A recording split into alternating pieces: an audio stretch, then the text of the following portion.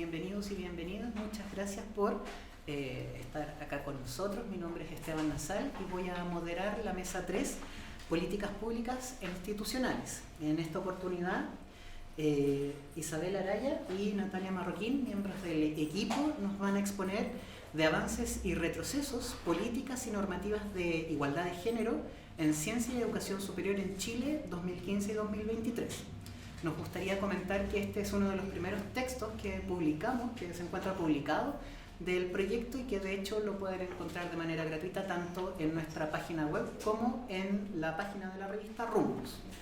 Palmas para la revista Rumbos. Sí, muchísimas gracias, como siempre, a la revista Rumbos.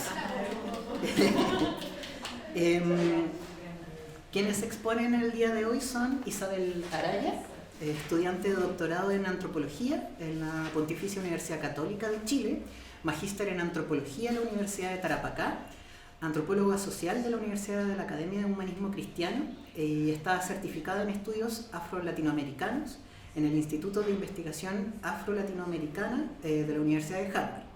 Es diplomada en Género, Cultura y Poder en la Escuela Interdisciplinaria de Altos Estudios Sociales de la Universidad de San Martín. Además, ella trabaja en las áreas de investigación vinculadas a la afrodescendencia, migración, género, danza y cuerpo.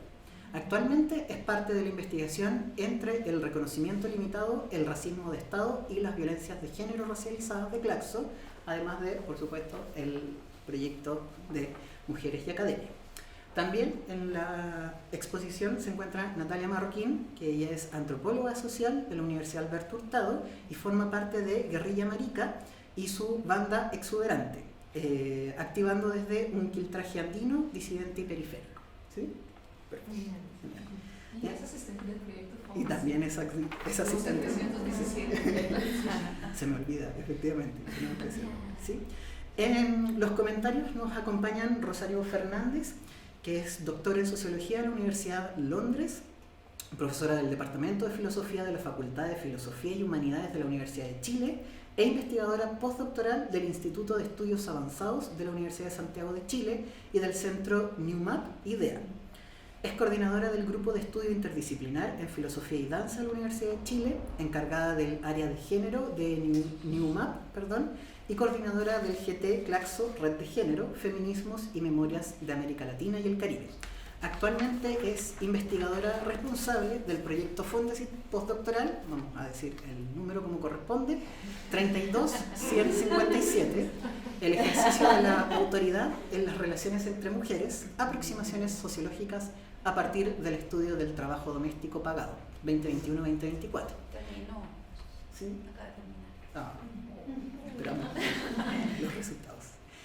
Sus líneas de investigación son género y teoría feminista, afectos y emociones, cuidados, intimidad y política y trabajo doméstico y danza. Además, también nos acompaña nuevamente Roxana Chiapa, profesora asistente de la Facultad de Educación y Humanidades de la Universidad de Tarapacá, investigadora adjunta al COES e investigadora asociada de la Universidad de Rhodes en Sudáfrica. Roxana es periodista de la Universidad de Santiago de Chile, tiene una maestría en educación por la Universidad de Washington, Seattle, y un doctorado en educación superior por la misma institución. La agenda de investigación de Roxana se organiza alrededor de la siguiente pregunta: ¿cómo las desigualdades históricas y estructurales se reproducen en los sistemas científicos y de educación superior entre países, instituciones de educación superior y grupos sociales?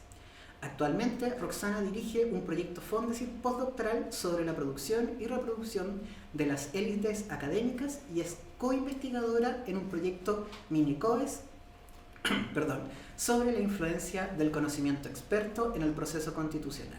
Adicionalmente, Roxana co-coordina el Núcleo de Educación Intercultural, Migraciones y Fronteras. Por otra parte, Roxana es una de las coordinadoras de la Red Feminista en Ciencias Sociales. Bueno, una vez hechas las presentaciones,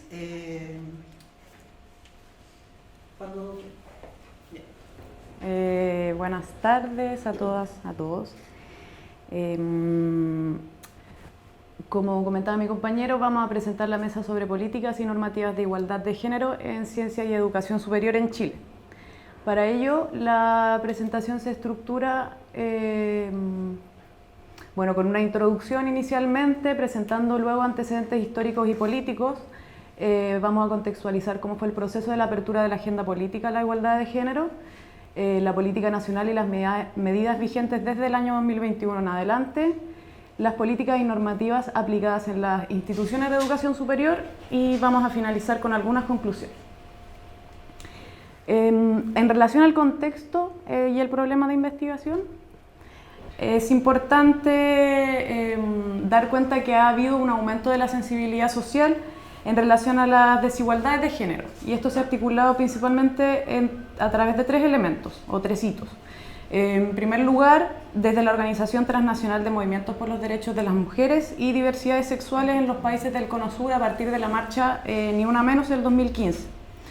También ha sido muy importante el incremento de las denuncias de acoso sexual en las universidades chilenas durante ese periodo y las multitudinarias protestas estudiantiles que fueron realizadas en el año 2018 demandando medidas para erradicar la violencia de género y abocando por un derecho a una educación superior no sexista y libre de violencia. Aquí se suman voces académicas a estas demandas, reivindicando la necesidad de implementar medidas, de implementar indicadores institucionales con enfoque de género y apuntando a la ausencia de políticas públicas en estas materias. Frente a esto nos hacemos la pregunta de cómo la institucionalidad ha respondido a estas demandas. En ese sentido, nuestro objetivo es ofrecer una visión de conjunto de los cambios promovidos por el Gobierno de Chile a través de sus distintos ministerios y agencias y por las universidades del país en materia de políticas, normativas y programas para la igualdad de género en las ciencias y en la educación superior. Para esto se realizó una revisión sistemática de bibliografía a partir de las palabras clave género, desigualdades, academia, ciencia y Chile. La muestra está compuesta por 74 documentos, entre ellos artículos científicos, informes, sitios web, libros, capítulos de libros, tesis, noticias. Estas tanto en castellano como en inglés. El trabajo analítico se dio a partir de la síntesis del contenido de cada documento, la identificación de datos claves, la agrupación de esos datos por temática y finalmente la comparación de la información. En relación a los antecedentes históricos, hay hitos importantes de relevar. Durante la dictadura cívico-militar acá en Chile, el movimiento feminista chileno sufrió una desarticulación por ese contexto. A inicios de los años 80, algunas jóvenes feministas comienzan a vincularse a organizaciones ligadas a la Iglesia Católica que encabezaban la defensa por los derechos humanos en el país. Inicialmente, las agendas desarrolladas por estas jóvenes estuvieron basadas principalmente en los estudios de las familias y paulatinamente se fueron consolidando grupos de profesionales feministas que buscaban dar cuenta de la condición y situación de desigualdad, denunciando el autoritarismo y patriarcado tanto en la vida nacional como en los espacios privados. Producto de la política represiva dictatorial en el país, se cerraron varias carreras en la educación superior, principalmente dentro de las ciencias sociales, lo que generó que la producción de las feministas investigadoras y militantes se diera fuera de la esfera académica. Recién con la transición a la democracia, en los años 90, se reabren las carreras de ciencias sociales en las universidades, lo que permite la entrada de las militantes feministas a los cuerpos académicos y por ende aumenta, digamos, la presencia de las pensadoras feministas en el ámbito académico. Por otro lado, se dio el fenómeno de la incorporación de la mujer al mercado laboral. En ese sentido, fue en un contexto de transición demográfica caracterizado por un crecimiento sostenido, una disminución sostenida de la tasa de fecundidad, la ampliación de la esperanza de vida y la feminización del envejecimiento. Esto impactó directamente al mercado laboral, disminuyendo la población joven y por lo tanto una reducción de los potenciales trabajadores, lo que impulsó una mayor salida de las mujeres al mercado laboral. Esto de la mano además con el aumento de hogares monoparentales femeninos donde las mujeres tuvieron que conciliar sus trabajos domésticos y de cuidado con el trabajo productivo fuera de los hogares. También hubo un aumento en el acceso femenino a la educación. En los años 90 las chilenas presentaron un crecimiento sostenido en el ingreso a la escolaridad formal, acumulando logros educativos que fueron superiores en muchos casos a sus pares masculinos. Sin embargo, estos altos desempeños no se correspondieron con la realidad de la participación en el mercado laboral de las mujeres, porque seguían en una posición rezagada tanto en términos de remuneraciones como de oportunidades laborales. Y por último, si bien el mundo científico y académico se vio intervenido por el neoliberalismo a partir de la dictadura en el país, esto se reconfiguró de manera importante con la entrada de Chile en la OCDE del año 2009, ya que las métricas de evaluación de la productividad académica se establecieron en razón a los criterios del norte global, lo cual está descontextualizado con la realidad del territorio y provoca la exclusión o marginación de quienes no responden a esos criterios, como por ejemplo las mujeres. Es importante decir que a partir de los 2000 la academia chilena se caracteriza por 3 directrices neoliberales. Se vuelve cada vez más individualista, más competitiva y basada en la hiperproductividad. A inicios del siglo XXI es posible observar una desarticulación de las demandas sociales a favor de la igualdad de género en un contexto donde la parcial consecución de los derechos de las mujeres y diversidades sexuales había provocado una especie de enfriamiento en la organización política. Este silencio se rompe a partir de los movimientos estudiantiles secundarios, principalmente entre los años 2006 y 2011. En este sentido, los procesos de visibilización de las violencias y desigualdades de género en el espacio universitario fueron impulsados por los movimientos feministas estudiantiles. Desde el año 2015, las estudiantes universitarias y secundarias de todo Chile convocaron diversas manifestaciones por el derecho a una educación no sexista y libre de violencia. Y específicamente en el año 2018 aparece el movimiento Mayo Feminista, que establece un hito de cuestionamiento muy importante en el país en relación a la ausencia de políticas de género provenientes tanto del Estado como de las universidades. Esta movilización tuvo un carácter multitudinario. Hubo 57 campus universitarios en toma o paro feminista por sus estudiantes en un total de 26 universidades públicas y privadas a lo largo de todo el país.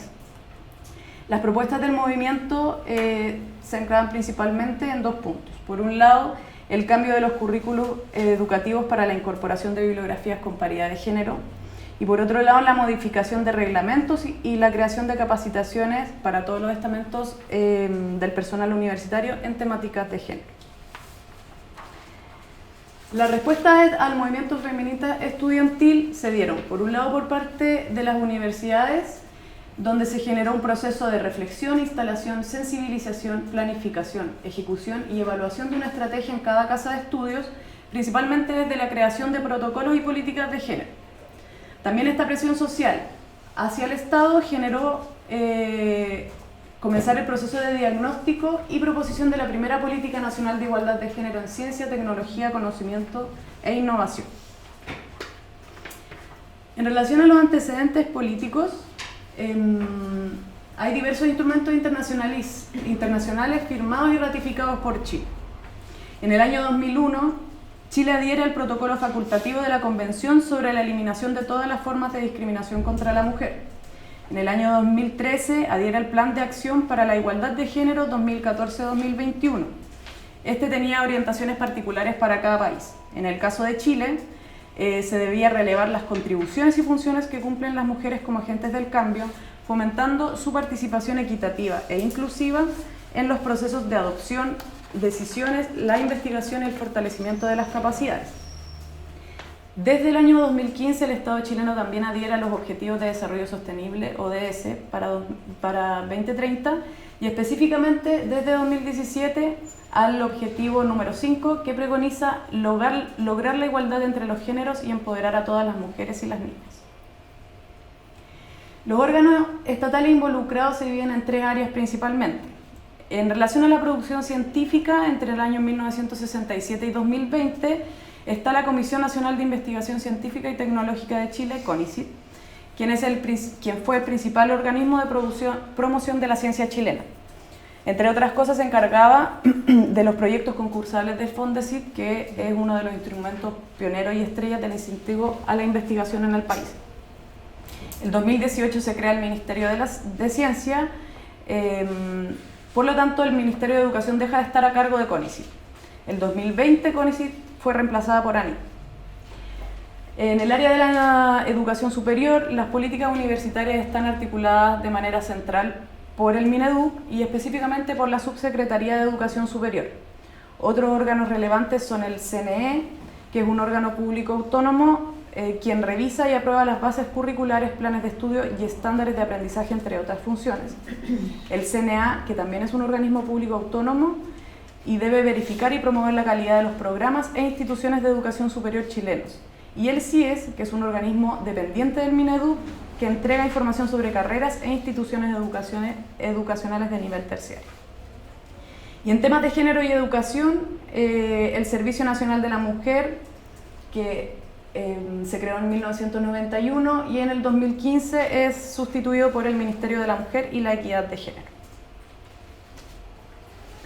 El proceso de la apertura de la agenda política y la igualdad de género. En el ámbito de la educación superior, una acción relevante fue la puesta en marcha del Plan de Igualdad de Oportunidades entre Hombres y Mujeres 2011-2020, propulsado por el CERNAM y asumido luego en el 2015 por el Ministerio de la Mujer y Equidad de Género.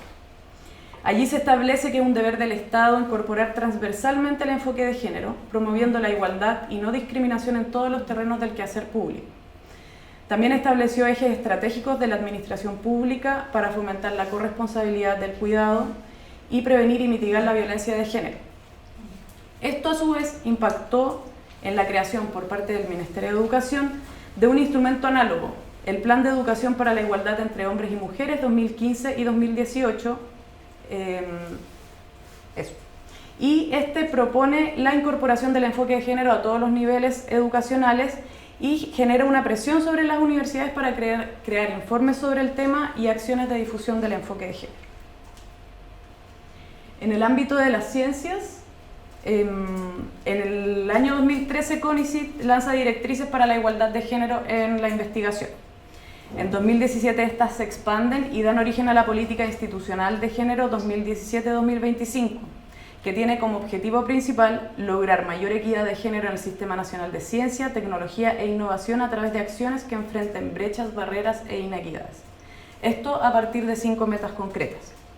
Aumentar la participación de las mujeres en la formación avanzada, en proyectos de investigación científica y en consejos y comités de evaluación. Incentivar que la comunidad científica e instituciones implementen medidas de equidad de género. Repensar el desarrollo científico desde la perspectiva de género, impulsando la producción de conocimiento sobre las desigualdades sexogenéricas en ciencias. Instalar una cultura de equidad de género y diversidad en la gestión de recursos humanos y financieros científicos, enfatizándose criterios de igualdad en la contratación de personal de investigación y académica. Y por último, promover la diversidad y la conciliación de la vida familiar, laboral y personal de las y los investigadoras e investigadores. Suena lindo. Suena hermoso. Bueno, a partir de estos antecedentes, mi compañera abordará las políticas más actuales en las materias. Gracias, Nati. Bueno, como mencionó mi compañera, ahora vamos a abordar lo que es justamente desde el periodo 2021 en adelante, que es como donde se acrecentan también las políticas con enfoque de género a nivel institucional.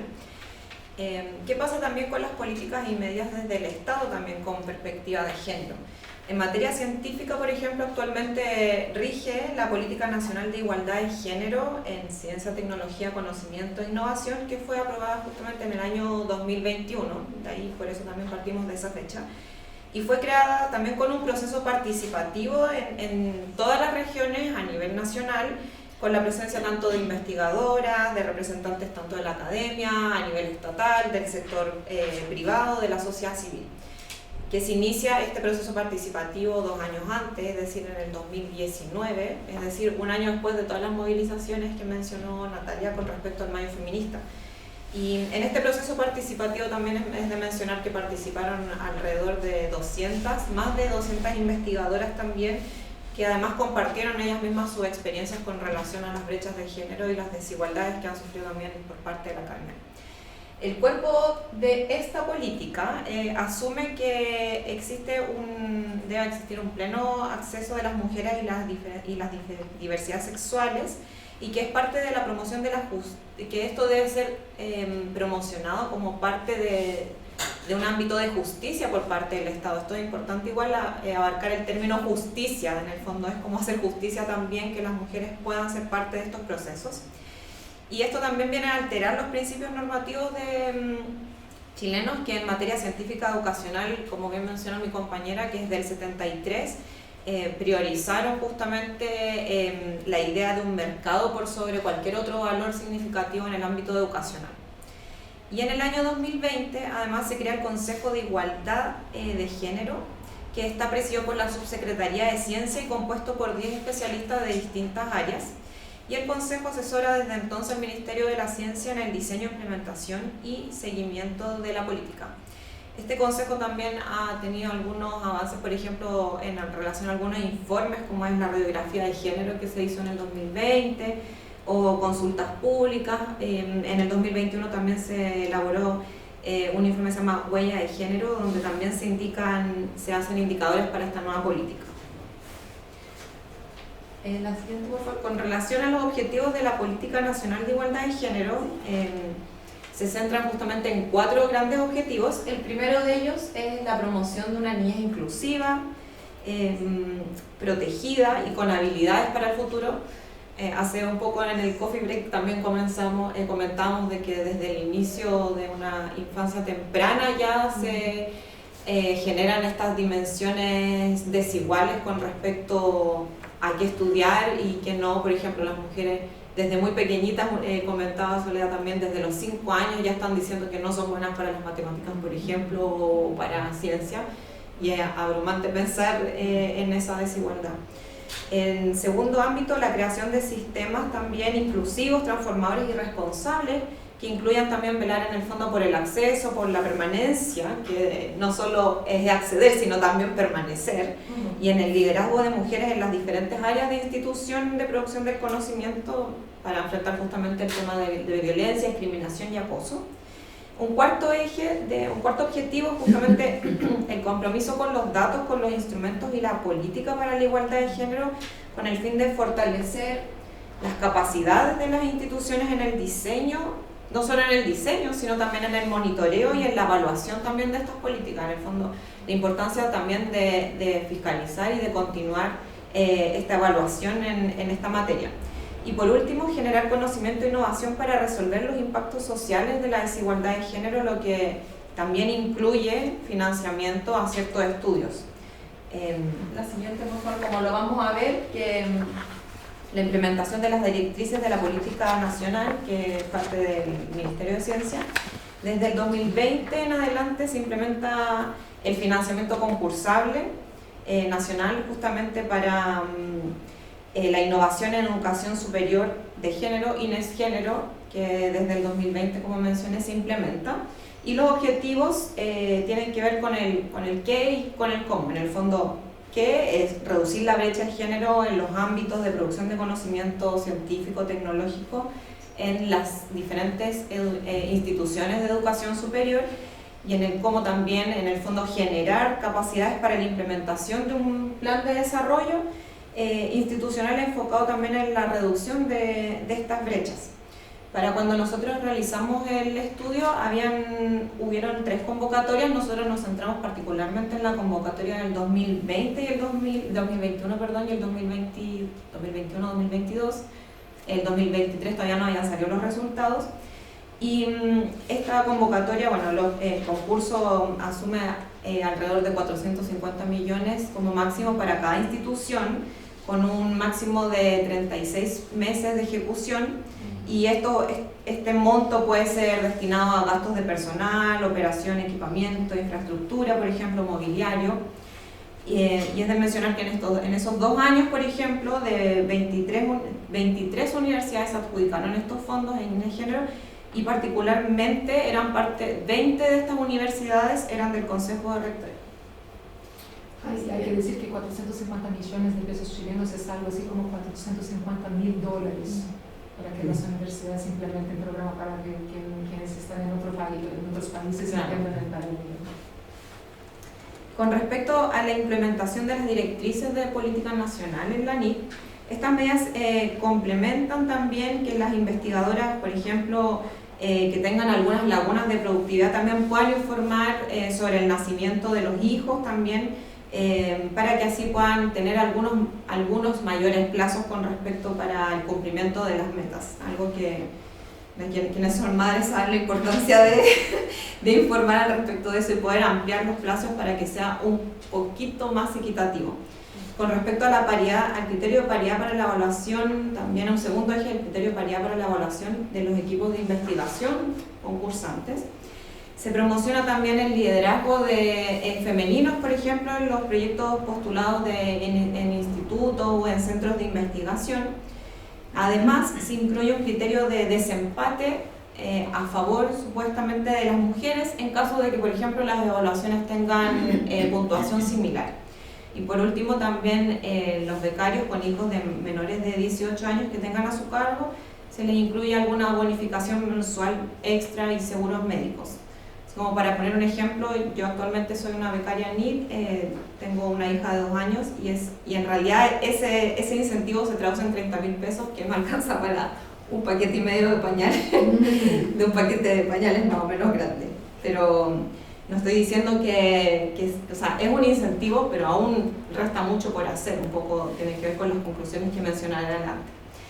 La próxima, otras medidas estatales tienen que ver con la ley 21.369 del 2021 que regula justamente el acoso sexual, la violencia y la discriminación de género en el ámbito de la educación superior. Y el principal objetivo es promover las políticas, los programas para justamente prevenir, erradicar, investigar también sobre el acoso sexual, la violencia y la discriminación de género en las universidades y en el fondo busca establecer estos ambientes seguros que se proporcionen también a nivel educacional, independiente del sexo, del género, de la identidad, de la orientación sexual. Por tanto, es obligación también de las instituciones desarrollar justamente una política integral de igualdad de género y estas medidas obviamente tienen un efecto muy importante para estipular que las universidades cuenten con estas políticas, que las universidades que no cuenten con estas políticas no podrán acceder u obtener también acreditación institucional, que yo creo que es como donde más les duele a las universidades justamente. La siguiente, por favor. Con respecto a las políticas y normativas aplicadas en las instituciones de educación superior, las normativas desde el 2021 en adelante, la mayoría de las universidades justamente empezaron a establecer políticas de igualdad de género y, por ejemplo, de un universo de 55 universidades, entre ellas de 55 instituciones de educación superior, entre ellas 30 universidades y 25 privadas, instituciones privadas, solo 6 no contaban con políticas institucionales de igualdad de género hasta agosto del 2023. Lo que contrasta fuertemente con años anteriores, donde antes del 2018 ninguna universidad contaba con políticas de género. O sea, existe un salto cuantitativo importante. Con respecto a INE género, se observa también un incremento importante en las medidas adoptadas por la universidad hacia la igualdad de género, justamente a partir, como mencioné previamente, de la adjudicación de estos fondos concursables. Claro, con las normativas aplicadas también para las instituciones de educación superior, con relación a los protocolos, las políticas y los planes a nivel institucional se centran en 5 elementos. El primero de ellos es la creación de principios orientadores con perspectiva de género. En segundo lugar, que haya un delineamiento de los ámbitos de aplicación. En tercer lugar, que exista un desarrollo de la organización dedicado justamente a la prevención y al acompañamiento de víctimas también de acoso y de violencia. En cuarto lugar, que exista una tipificación de las conductas sancionadas también y la estipulación de las sanciones y los modos de cumplimiento. Y en cuarto lugar, que exista una regulación del procedimiento de investigación y juzgamiento de los involucrados, ya sean tanto las víctimas, los denunciados y los testigos. Ahora, ¿cuáles son los desafíos también de la implementación del enfoque de género en las instituciones de educación superior? que también hay que problematizar sobre aquellos desafíos. En el fondo creemos que un primer eje, no menos importante, tiene que ver con que existe una excesiva burocratización también de los protocolos y una lentitud justamente de ellos con relación a los acosos, a las violencias que existen. Y no solo nosotros lo observamos, sino también la literatura menciona que esto obviamente obstaculiza y desincentiva las denuncias, desprotege a las personas que son víctimas y genera también disturbios en la vida comunitaria universitaria. En segundo lugar, creemos que existen asimetrías de criterio y modos de aplicación que son notorios y delimitan diferencias también entre ciertos campos científicos donde se emprenden muchas más acciones con relación a ello, por ejemplo en el área de STEM. No por nada estamos trabajando con relación a las ciencias sociales, donde existe como quizás menores alcances con relación a ello. En una cuarta dimensión, existe una distancia también entre la experiencia de las mujeres, la diversidad sexogenérica y los informes institucionales que emiten las universidades y los institutos de educación superior. Además, también creemos que existe una institucionalización de este lenguaje burocrático que esconde las desigualdades en vez de justamente medirlas y volverlas cuantificables justamente para actuar sobre ellas. Y en último lugar existe el impacto de las medidas que se están tomando, por ejemplo actualmente, es progresivo, entonces también existe una idea de tener que fiscalizar y tener que monitorear también cómo se van desarrollando estas iniciativas y estos protocolos para poder llegar a buen puerto con relación a su aplicación. Y para ir concluyendo, en primer lugar existe, claro, la creación, existen cambios también a nivel de las políticas y normativas, sufren saltos sin duda cualitativos y cuantitativos, como mencionó mi compañera, a partir de los últimos 5 años, sobre todo a partir del Mayo Feminista del 2018. También es de mencionar los grandes aportes también de las feministas de los años 90, que además instalaron el tema de los derechos humanos y relacionado justamente con las demandas feministas actuales. Las movilizaciones estudiantiles feministas también, que han estado como a la cabeza de muchas luchas. En segundo lugar, que las universidades también parecen haber adoptado como un sentido de urgencia en la implementación de estas medidas con igualdad de género, que se orienta tanto a nivel multidimensional como multiestamental, en este sentido que abarca todos los ámbitos y que también atañe a estudiantes, a académicos, a personal de apoyo, por ejemplo, a profesionales, a autoridades, o sea, no solo al estudiantado, también atañe a todos los estamentos de la universidad. En el 2018, por ejemplo, lo que me comentaba hace un momento, ninguna universidad ha contado con políticas de igualdad de género, de protocolos de acoso sexual, de discriminación, violencia, y actualmente de 55 instituciones solo 6 no cuentan, o sea, realmente el salto es muy grande. Lo que no quiere decir que no resten muchas cosas por hacer. En cuarto lugar, el financiamiento directo del Estado también es clave con relación al avance en temas de materia de género. Y, por ejemplo, lo podemos ver con el INE Género, particularmente con este fondo concursable que justamente se orienta a estos cambios normativos e institucionales en estos espacios universitarios. Y por ende también que existe y se debe asumir también como un compromiso institucional permanente desde hoy en adelante, ¿no? Que no hayan retrocesos en ese sentido, sino avances. Ahora también, claro, pensamos que es equivocado pensar que esto lo es todo, sino también que estas políticas tienen que estar en constante como fiscalización. También las resistencias institucionales, y este es un tema muy importante, que existen también resistencias valóricas de ciertas instituciones de educación superior, sobre todo católicas, con relación a las diversidades sexogenéricas, porque asumen que las políticas de igualdad de género se habla tanto de hombres o mujeres, pero ¿qué pasa también con salir de esas dicotomías y esos binarismos? Entonces, creemos que también un problema importante para avanzar en esta igualdad de género es justamente incorporar estas diversidades sexuales, las diversidades sexogenéricas.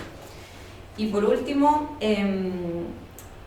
bueno, esto también genera que estos lenguajes justamente no se burocraticen y den cuenta que hablar de igualdad de género es solo hablar de mujer y hombre, como en esta versión dicotómica.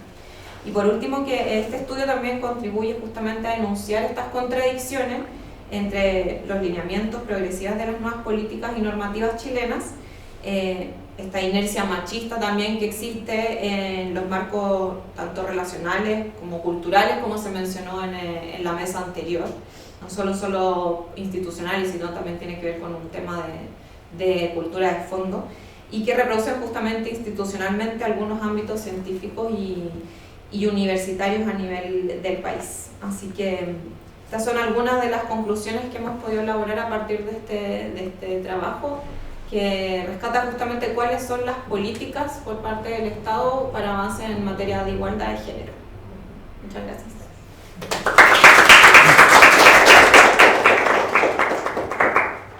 Muchas gracias. No sé, ¿a quién le gustaría comenzar? Si quiero puedo partir, yo tengo una idea. Bueno, otra vez, muchísimas gracias por esta invitación. Digo que realmente es un honor, y lo digo bien sentido en el corazón, porque ser testigo de cerca de las metodologías de trabajo que ustedes tienen, leer los documentos que han elaborado, notar el cuidado de los espacios es realmente reconfortante e inspirador. Yo creo que para el equipo del proyecto y todos quienes hacen posible este espacio, se siente que rico y ganas de seguir trabajando así. Así que muchísimas gracias. El texto es una revisión comprensiva, exhaustiva, ustedes lo pudieron escuchar en la presentación, 74 documentos que incluyeron estudios de agencias supranacionales, nacionales, el mapeo de estas políticas y una tabla muy comprensiva. Todos quienes estaban estudiando, quienes habían implementado la política de las unidades de género y el INES, ellas hicieron el trabajo, el grupo hizo el trabajo de poder hacer un mapeo muy exhaustivo de esa implementación, cuándo y nombres, los nombres que tenían esas unidades. Un material que para muchas, yo sé que ganas de que ya haberlo tenido antes, ¿no? Así que muchísimas gracias por ese trabajo. 74 documentos. El texto en general, ustedes lo escucharon bien, demuestra esta relación que a veces nos olvidamos cuando estamos en las movilizaciones en cuanto al efecto o el implemento de política, ¿no? Aquí se nota una correlación directa entre esta fuerza colectiva de un movimiento feminista histórico que ha tenido distintas temporalidades, discursos, articulaciones, y en el año 2018 me acuerdo que me tocó analizar, estaba justamente en Sudáfrica, yo estaba contando de las movilizaciones estudiantiles allá, y ellos estaban también con movilizaciones estudiantiles, y a mí lo que me sorprendió de ese movimiento del 2018 es que se diferenciaba de las demandas de clase que habían tenido antes los movimientos estudiantiles, que habían sido principalmente educación de calidad, gratuita, y estaba revisando las manifestaciones de estos movimientos feministas, de un movimiento feminista en la universidad que estaba hablando de discurso, que estaba hablando de currículum, que estaba hablando de cuidado. Lo económico también era relevante, pero era otra sensibilidad. Yo que estudié en la Universidad de Santiago, las compañeras allá estaban poniendo en duda ese discurso de la UT, y había una cantidad de cosas que se decían después que tenían que ver con una reproducción bien sexista, ¿no? No lo voy a repetir acá, pero quienes están en el USAT podrían escuchar Silvito Infinit, larguísimo, y ellas estaban objetando ese símbolo que era tan constitutivo de una identidad universitaria que históricamente fue una universidad predominantemente masculina, la Universidad Técnica del Estado. Menciono esto porque en esta recopilación que la hizo Natalia, ¿verdad? Sí. Natalia, aquí creo que es un trabajo muy bonito para quienes estamos, yo me siento muy aprendiz de los estudios feministas, de recordar y entender todas las, una muy buena línea de base, de recordar estas intersecciones. Y yo me focalicé principalmente en la parte en que ustedes hacen un análisis de estos documentos, van a la cantidad de políticas que habían implementado las 55 universidades. Y puse mucha atención en los nombres. Muchos de esos nombres se repetían. Política integral de equidad de género, política de equidad y diversidad de género, política para prevenir la violencia, equidad de género. Una sola universidad hablaba de reparación, la Universidad Adventista. Y eso me llamó mucho la atención, eso está en sus hallazgos, ¿no? Es decir, qué interesante, todo lo que estamos haciendo estudios de gobernanza en educación superior, entender desde dónde, cuáles son esos etos institucionales que permiten que ciertas políticas emerjan y otras políticas no. ese texto, leer la descripción, el texto es muy descriptivo y en ese sentido, quien quiera hacer una línea de base longitudinal es un perfecto instrumento para poder continuar con esta investigación. En este documento, otra de las cosas que me llamó mucho la atención fueron los discursos. Todos los discursos en estas descripciones, ¿cierto? Propender a la equidad de género, evitar la violencia. Y si uno no entiende del contexto de Chile, dice, ¡wow! ¿Qué estamos haciendo bien las cosas? Sí. Discursos. Y las autores también llaman la atención y dicen, cuidado con estos discursos grandilocuentes. No sé si fue la palabra grandilocuente o exuberante, porque ustedes hablan exitistas, este discurso exitista. Porque efectivamente, yo que tengo amigas que han estado en las direcciones de género de universidades con un pasado muy masculino, es una pega muy difícil. Y yo entiendo que esas unidades y lo decía ayer, esas instituciones que están tratando de hacerle hoyo en las paredes patriarcales, coloniales, están hablando de una pega mayor, que normalmente está subfinanciada, invisibilizada y tiene las violencias más del espacio micro, ¿no? Las oficinas son muy chicas, el internet no llega, ese tipo de cosas que te recuerdan que es una especie de microagresión, ¿no? Si estamos acá, pero al final te ponemos en el último paso del edificio, donde un poquito nadie te vea, y el letrero le falta la ventana, o algunas no tienen oficina. Entonces, es interesante cómo la institución también, yo me siento, lo decía ayer en otro, muy en la esquizofrenia de la educación superior, como diciendo, haciendo, y estamos aquí, ¿no? Y enteras adoloridas, ¿no? Y menciono todo esto porque los discursos movilizan y generan imaginarios, generan afectos y también generan prácticas.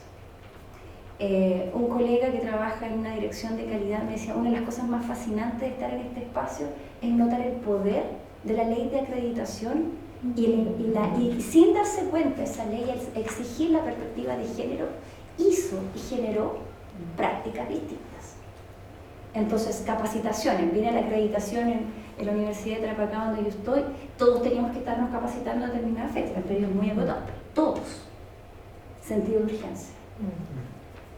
¿No? Hay una movilidad que se genera. Ya, esa movilidad, ese sentido de urgencia, la pregunta es, ¿hasta dónde sostiene ese imaginario, ese nivel de afectividad? ¿No? Para cambiar un cambio cultural, el cambio que nosotros estamos esperando, este machismo internalizado de 500 años. O sea, una amiga siempre me recuerda, cuidado cuando estemos tratando de pensar en agendas decoloniales o que son muy disruptivas, porque aquí la estructura es larga. Y este trabajo hay que renovarlo, reinspirarlo, es como reinspirarse. Entonces, ya, vuelvo al tema de los discursos y de no olvidarse que esos discursos nos movilizan, son relevantes, probablemente hay que poner atención en lo que regulen y lo que no regulen. En paralelo de leer este artículo, me estaba leyendo un artículo muy fascinante de la Universidad del Rosario. Y ellos tenían en Argentina, los colegas argentinos han hecho un trabajo, nosotros las miramos con mucha admiración por esa movilización y por el ejemplo, porque cuando alguien se muestra vulnerable o se muestra adelante, nos dan ganas de seguir. Y ellas regulaban la forma discursiva de hablar, el lenguaje inclusivo. Interesante, volví a la tabla que nos proporciona el equipo, dice, no hemos regulado el discurso inclusivo en nuestras instituciones. Hay algo que en ese espacio de ponerle nombre a las palabras nos genera mucha más adversión. Y estas colegas argentinas que escribieron un artículo muy interesante, se los recomiendo, no me acuerdo el nombre, pero lo puedo después dejar. Ellas decían, incluso cuando tenemos política donde estamos regulando este discurso inclusivo, aún así es difícil. Porque la forma en que lo utilizamos son muy pocas veces y con contradicciones. En textos que, analizaban textos de publicaciones institucionales y eso no se daba en la mayoría de los casos. Por el contrario, se seguía utilizando el referente masculino y se hacían en contadas ocasiones donde nos permitíamos utilizar el discurso inclusivo. Y yo le he dado vuelta a este discurso inclusivo porque, bueno, soy periodista y yo sé que el lenguaje construye realidad. Pero además porque hay algo que, y lo pienso siempre en términos de colonización, no todos han tenido el poder de ponerle el nombre a las cosas. ¿Cierto? ¿Dónde salen esos nombres que nosotros utilizamos? ¿Quién le puso América a América? ¿No? ¿Por qué es América? ¿No? Y otros nombres. Entonces, cuando el referente uno que es el referente era masculino. Yo hasta recuerdo cuando chica yo estudié el hombre, no hablaba de la civilización. El currículum era estudiar el hombre. Y otro tipo de... Entonces, interesante respecto a lo que regulan y no regulan estas políticas.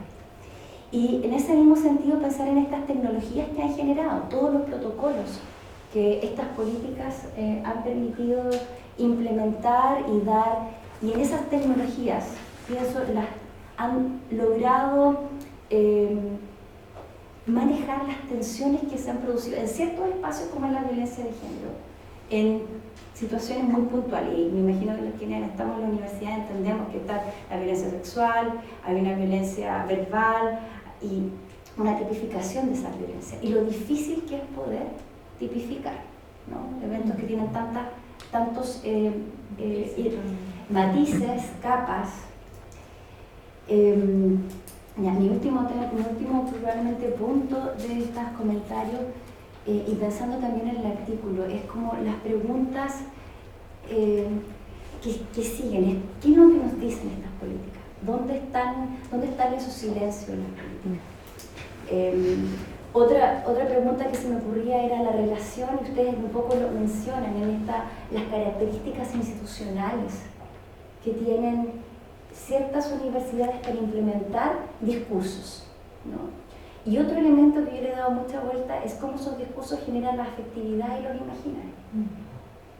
Si vamos a cambiar cultura, creo que tenemos que poner mucha más atención a la afectividad, a la dimensión afectiva, y que moviliza a distintos actores de la universidad.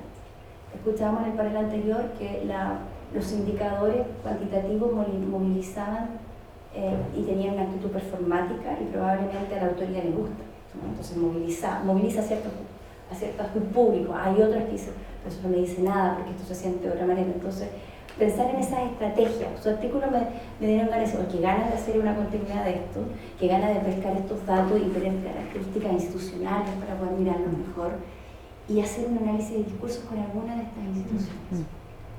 Muchísimas gracias otra vez por el honor de ver su trabajo de cerca y por ser testigo de su inspiración. Gracias. Bueno, también agradezco un montón la invitación a Menara, a la niña, a la Carola y a todo el equipo que han trabajado. Se nota, yo tuve que leerme varias veces el texto, lo voy a confesar, porque además yo no cacho nada de política pública, ni de menos, ni nada de cuestión, pero además era como una cantidad de información como en tan poquitos años. Sí. O sea, qué susto. Me dio la sensación como de estar abrumada con un texto que es excelente en toda su revisión histórica, sistematización, revisión de documentos, de nombres y nombres que iban cambiando con el tiempo, pero es muy abrumador que en tan poquito tiempo y resumido en un texto, como que mi lectura tuvo que ser múltiple, porque yo me vi en algún minuto como abrumada por tanto, ¿no? Y a la vez como que uno debería estar contenta, ¿no? Como contenta de que, chuta, tenemos nuevas políticas, nuevas no sé qué, todas las universidades casi, solo faltan 6, vamos. Pero en realidad me sentí un poco abrumada porque justamente uno trabaja en la universidad y se encuentra con que no tiene internet, no sé qué. Entonces uno sabe que todo esto tiene su contrapelo, y en ese sentido yo me quedé pegada con la cantidad de documentos. Y dije, bueno, pero ¿en qué minuto los documentos llegaron a respaldar una política pública? ¿No? Ustedes hacen una revisión histórica donde en la dictadura hay como una interrupción, se supone, ¿verdad? Como que muchas de las carreras en humanidades, artes y ciencias sociales se vieron obligadas o a cerrar o a reducir el currículum, ¿no? Los temas, qué sé yo, pero que eso no significó que no hubo producción científica desde las ciencias sociales por fuera de la academia, ¿no? O sea, ahí hay que olvidarse de la figura de la fronteras de la universidad, ¿no? Pero no hay que olvidarse de la producción de conocimiento, ¿no? Y yo me acordé del trabajo de la Julieta Kirkwood, de la Elizabeth Jelly en Argentina, de gente acá del SEM, del CEDEM, del Instituto de la Mujer, ¿no?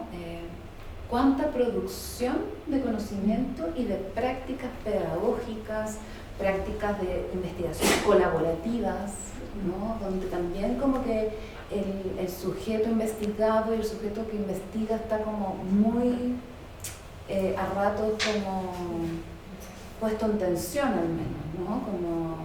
O muy interrumpido por prácticas bastante como cotidianas de cocinar juntas, de hacer un taller, de comer, de hablar sobre la vida, sobre cómo los talleres que hacía La Morada, por ejemplo, ¿no? Eran muy de nuestra vida cotidiana y distintos temas, no solamente la violencia doméstica, por ejemplo, sino que también otros temas que les pueden interesar a las mujeres, ¿no?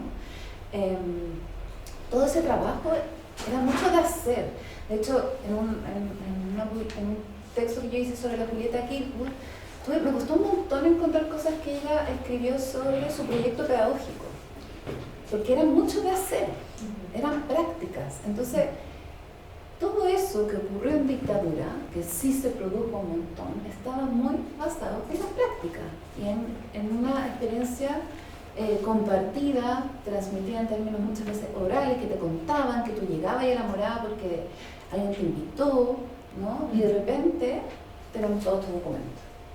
Entonces, entre el hacer y el documento, ¿qué pasó? ¿No? No es que uno haya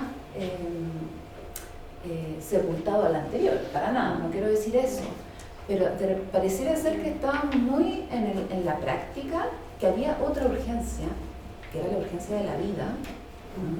Entonces, también era urgente para Julieta Kirkwood y muchas feministas de la época atender a la situación del país, a una dictadura que estaba aniquilando de distintas formas a su población, pero también problematizar, por ejemplo, que había patriarcado dentro de los partidos políticos, ¿no?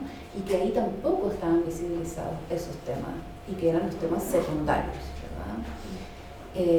No sé si vieron una obra de teatro muy bonita que está basada en la historia y en la vida de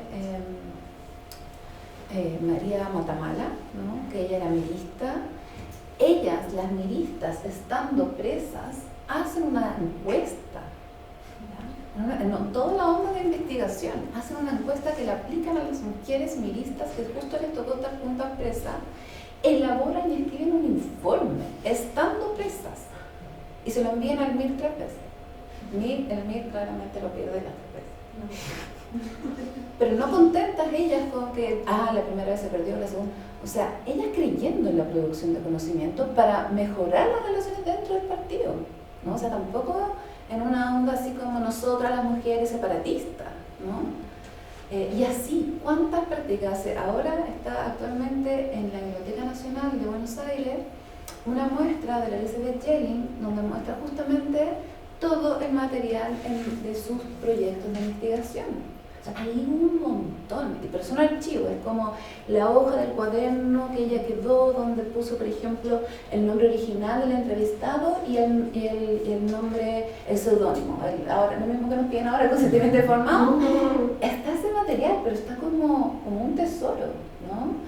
La Vicky Quevedo guardó, ¿no?, los materiales personales y profesionales de la Julieta Kirkwood y los donaron no hace tanto al Archivo Nacional, ¿no?, al Archivo de Mujeres y Género.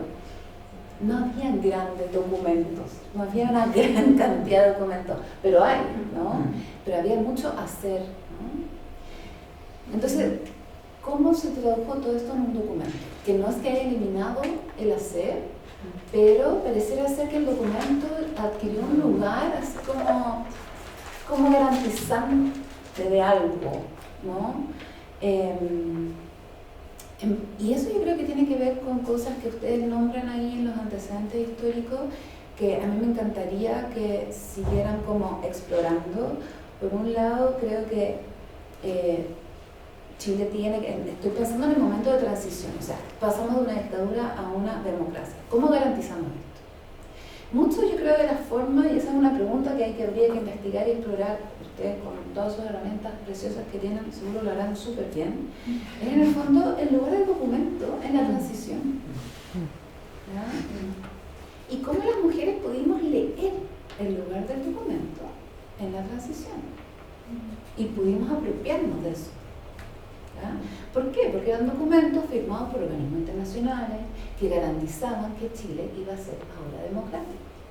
Entonces ya, pues, si vas a ser democrático, ¿no? Crea CERNAM, el Ministerio de la Mujer, ¿no?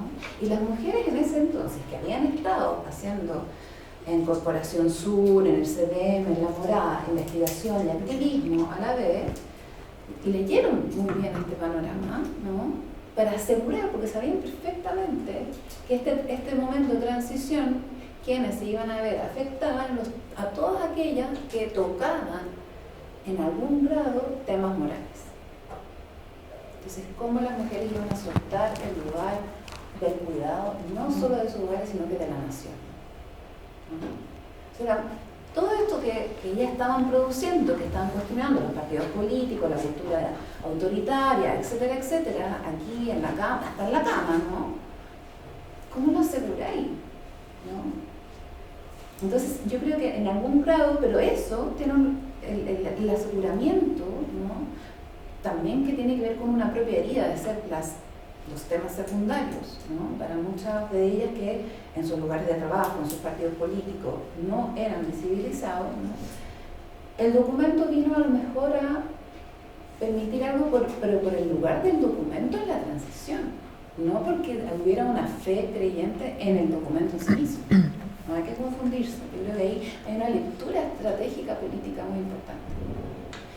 Y por otro lado, el lugar ambivalente de esa estrategia.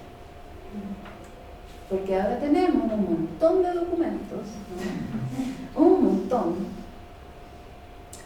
que tienen una promesa para el país, tuvo una promesa de ser desarrollado que tiene que ver con una herida colonial, ¿no? Y una cosa que se va actualizando y que se va actualizando justamente en el ámbito de la educación, ¿no? Es en el ámbito de la educación donde nos jugamos como país si somos desarrollados o no, ¿no? Y esto uno lo puede ver en términos como históricos, que tiene distintos lenguajes, ¿no?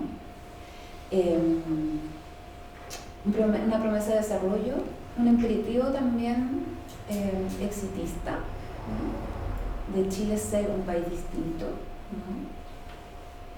Pero que muchos de estos documentos que tienden a asegurar cierta caída democrática hacia el país y que las mujeres supieron leer muy bien, terminaron también por ponernos en un lugar nuevamente, ¿no? De cansancio radical con respecto a todos estos documentos, ¿no? O sea, a veces yo siento esos documentos como que están encima mío, si yo los imprimiera todo, estuviera en la cama acostada, y son un peso también. Yo veo, o sea, lo veo en la Universidad de Chile, veo a la directora de mi facultad, que es excelente, y la veo agotada teniendo que cumplir con el sello género, que las que somos representantes de los departamentos estemos participando, que no sé qué, que no sé cuánto, que no sé cuánto, y hay un montón de cargas finalmente. Entonces, tal vez como pregunta que a mí me nace es como, bueno, ¿cómo ocupar esto que tenemos, pero para tal vez también direccionarlo a otros ámbitos que también están dentro de la universidad, que no es solo la educación, ¿no? Sino que también son temas con respecto a la reproducción de un espacio, ¿no? Y de lo que un poco señalaban ustedes con respecto a un tema más cultural, ¿no? Utilizar de forma a lo mejor inteligente esto para cuestionar justamente el tema del lenguaje, ¿no? El tema del currículum, qué sé yo. Pero a mí me preocupa de sobremanera de que no descansemos solamente en el documento que todas las universidades están, parece que firmando rápidamente, ¿no? Y eso es sospechoso. Sí. Es súper sospechoso. O sea, yo estoy súper contenta, pero también estoy abrumada y siento mucha sospecha porque yo he dedicado un montón de horas, y yo creo que a todos ustedes les ha pasado lo mismo, un montón de horas cuando nos piden como a las expertas de género que veamos tal encuesta, que revisemos tal malla, y que eso queda también en una cuestión súper burocrática, mal un poco lo que ustedes también concluyen. Creo que volviendo a trabajar a lo mejor sobre cómo se producen conocimientos durante la dictadura, y la aparición del documento como un garante permite a lo mejor darnos ciertas luces de ahora qué cosas las universidades están tratando de garantizar y cómo podemos también interrumpir eso, ¿no? Para nuestros fines, ¿no? Eso. Gracias. Muchas gracias.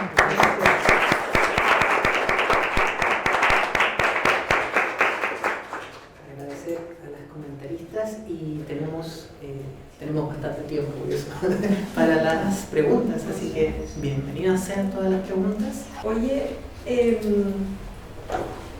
pensando en todos esos documentos, no revisaron la ley de acoso sexual, violencia y discriminación de género, ¿sí? Sí, revisamos, pero la vamos a presentar en la mesa 7. Ya, lo que pasa es que esa ley es la que detona todos estos otros documentos.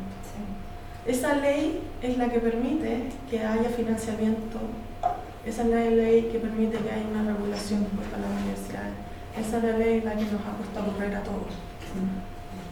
Entonces, creo que es súper importante relevar esa normativa y creo que quizás ahí ya de guata nomás, la creación del Ministerio de Ciencia jugó un papel también súper importante por algo súper simple. Nadie todavía sabe muy bien qué es lo que hace un Ministerio de Ciencia.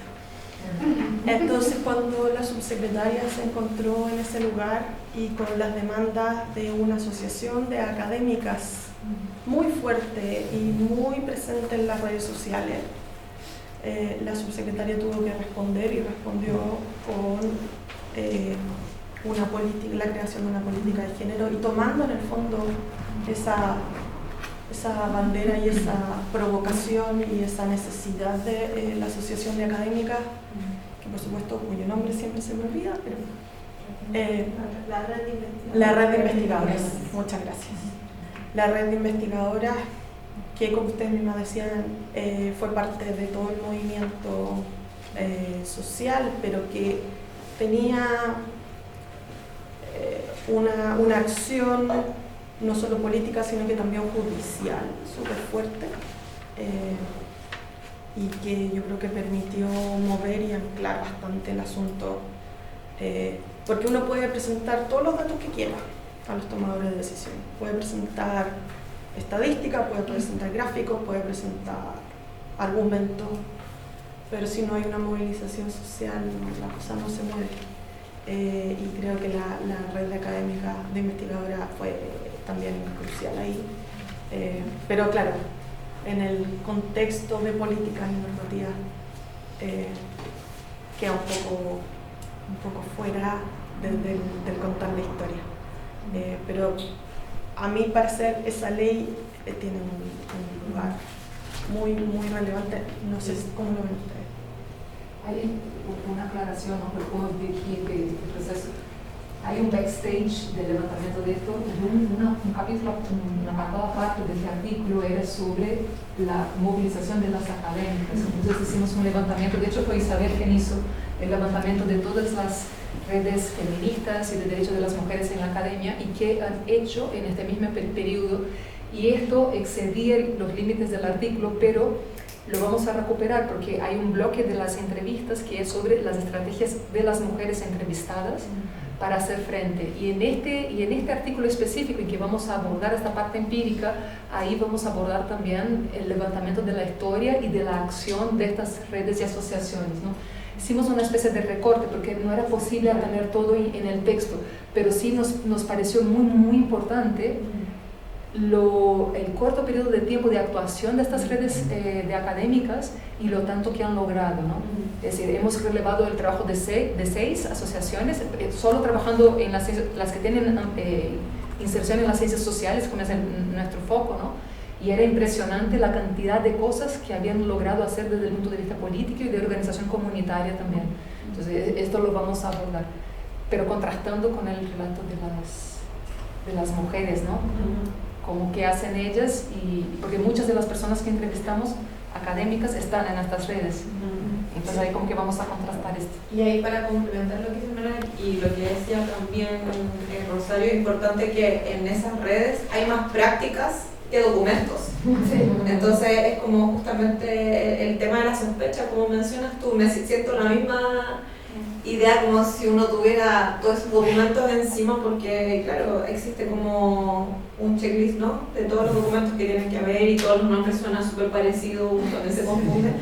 Pero en estas redes justamente no hay documentos, hay prácticas, hay seminarios, hay reuniones, hay justamente encuentros, más que documentos que son por parte de la institución, y un poco como nuestras conclusiones tienen que ver con eso, como con el tema de la sospecha también.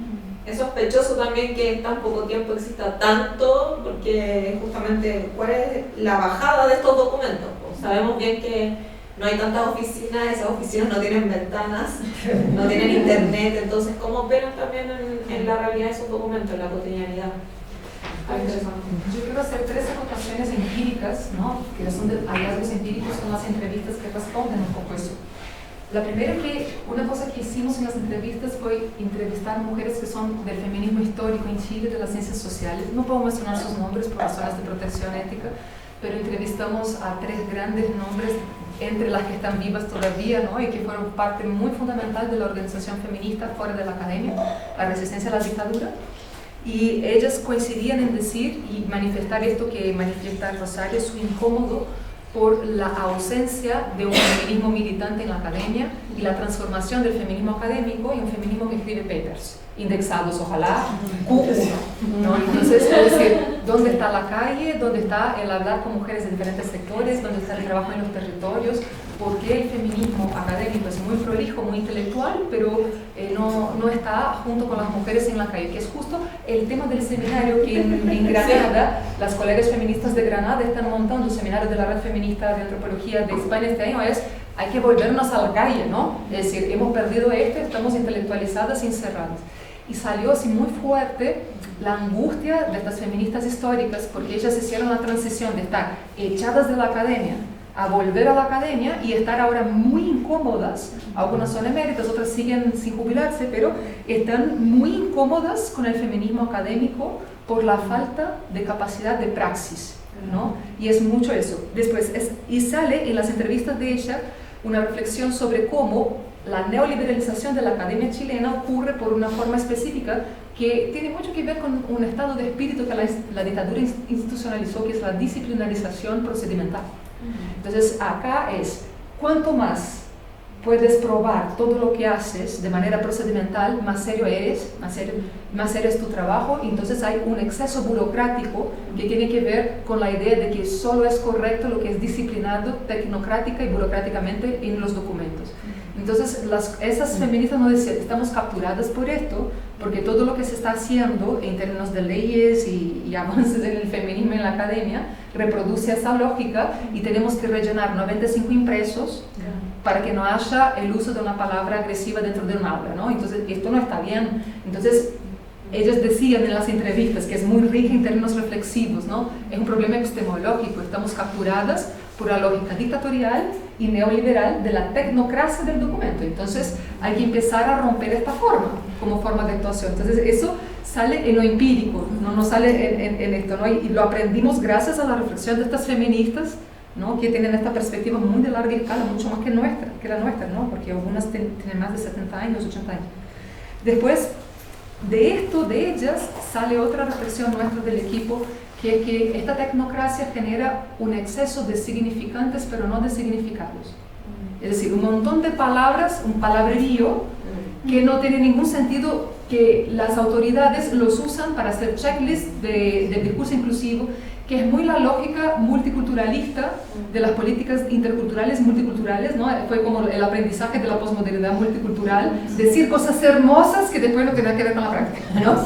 En términos de integración, interculturalidad, interseccionalidad. Entonces, hay un exceso de palabrerío que no se devuelve en significados compartidos en las prácticas cotidianas, y eso es un problema que el feminismo tiene que atacar en las prácticas y en las cosas de género que estamos llevando a cabo. Es un problema importante, porque todo este palabrerío esconde la no actuación. Y ahí una cosa, ¿no?, que tiene que ver con nuestro agotamiento, porque para apropiarnos de estos momentos hay que leerlos todos, conocerlos todos.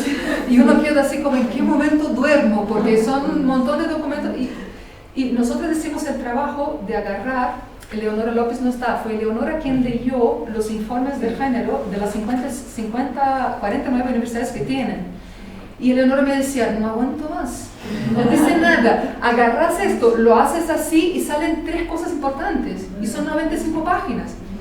Y ahí prácticamente la Universidad de Chile, los primeros nos daban rabia, pero los informes que fuimos a leer ya nos cagamos de la risa, perdón por la expresión, porque es muy claro que está escrito para hacer el checklist del casillero del sello de igualdad de género. Es un sello internacional que la Universidad de Chile aplicó, ganó, y ahora para ganarlo y renovarlo hace unos informes que no tienen ningún contenido de realidad, y nosotras que no trabajamos ahí, al leer los informes nos dábamos cuenta de que no tenía ningún contenido de realidad, contrastando las informaciones. Entonces decíamos, es puro texto hermoso, pero es ficción científica, ¿no? Entonces esto también es muy serio, ¿no? Es cómo se están usando esos documentos para disfrazar la desigualdad de género, y eso tenemos que hacer, es decir, disminuyamos el bla bla bla bla bla y hablemos en serio, ¿no? Entonces ahí el peligro de los sellos, de los otorgamientos internacionales, ¿no? Y las entrevistas que hicimos a las académicas que están en la Universidad de Chile dan cuenta de unos niveles de violencia, de desigualdad brutal, y los informes parecieran que la Universidad de Chile es el paraíso de la igualdad de género. Es decir, no puede haber tanto salto cualitativo entre una cosa y otra. Es decir, o todas las colegas están locas, están viviendo una realidad paralela, o estos informes son ciencia ficción. Es lo segundo, ¿no? Entonces estos son como aprendizajes empíricos que hemos tenido después de este levantamiento, que quería mencionarlos porque exceden el artículo, pero son cosas que fuimos viendo con las entrevistas posteriores, ¿no? Y que un desafío sintetizar luego todo esto en el libro del proyecto, no sé cómo lo vamos a hacer, pero ahí ya dejo de meter la cuchara. Bueno, hacer una cosa muy cortita, es que la ley sobre acoso igual tuvo un plazo de implementación. O sea, tenían las universidades que cumplir a cierto tiempo con la implementación. Por lo tanto, eso también explica este crecimiento exponencial, etc. Pero yo creo que sería bueno indagar en la historia de vida de las personas que se han hecho cargo de estos proyectos, de Inés, etc., de las unidades de género, porque el nivel de estrés que uno ve en estas personas, colegas, que además había una rotativa que se explica, porque en el fondo estás chocando, tienes que implementar algo, porque en realidad la estructura, me encanta hablar de la estructura, no va. Y se formuló, pero en la práctica no va. Y tienes que chocar con un cambio como cultural, que en el fondo es brutal y que seguramente es distinto también entre tipos de universidades, creyentes, no creyentes, públicas, privadas, religiosas, Santiago, las regiones, o sea, también ahí hay otras cosas que afectan, ¿no? Así que yo creo que sería bueno como ver también como, porque finalmente es muy temprano todavía para ver los resultados, si estamos recién están apareciendo estas políticas, entonces evaluar el impacto es como todavía imposible. Yo creo que necesitamos más plazo, pero en el fondo ya ver en este proceso qué está pasando con las personas que están a cargo, ya como en salud mental, significativo, porque van a ver que el nivel de estrés, y me imagino que ya lo han visto, es impresionante. Y vivido.